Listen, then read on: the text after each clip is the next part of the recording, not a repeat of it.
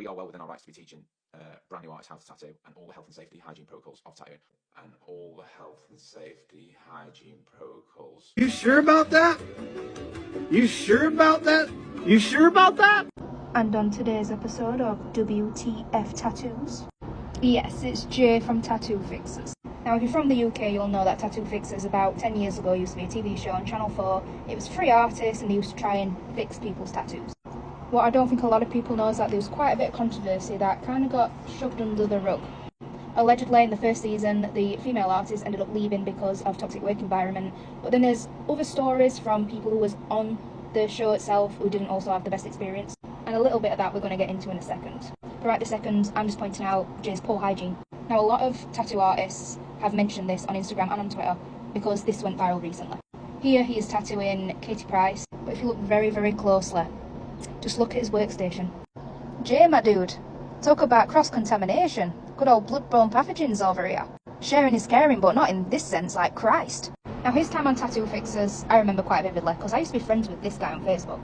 Sadly, I don't think he's on Facebook anymore, because I remember vividly the status that he put on, and it went viral about Tattoo Fixers and his experience and how poor of a tattoo that Jay ended up doing. Now, this is no way me saying that Jay's a bad tattoo artist, because he is good. Especially for how long he's been doing it. It's just, there's things that I'm kind of seeing that are overlapping, especially to do with his hygiene. Now, tattoo schools are a controversy in itself, like, nobody likes tattoo schools. But if you don't know the basic hygiene, then it's a problem. Now, obviously, Danny here was saying how poor of an experience that he had and how poor the tattoo ended up coming out. But after finding this article, since I couldn't find the Facebook status, I have noticed quite a few little quotes here that's kind of linking with what we've just seen with the Katie Price picture. They don't wrap the machines properly. Jay did this tattoo, used the same tattoo machine as I use and didn't use the cover to wrap the machine up. This is from the tattoo artist that ended up fixing Danny's piece that Jay did. My machine is fully wrapped up so nothing is contaminated by blood or cross-infection. Exactly. Now, do I believe this? Yeah, because of the picture with Katie Price. Because why the hell is there a TV remote on a workstation anyways? Why is there a coffee mug there? Why is it gloves that you'll be using on another client in the next session on your workstation where you are dipping ink where the blood is?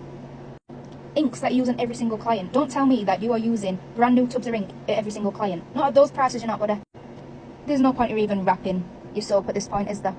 You're literally cross-contaminating everything by your workstation. Now, I don't hate the guy, but I can be critical over him and his hygiene. And he just comes across like he just wants fame.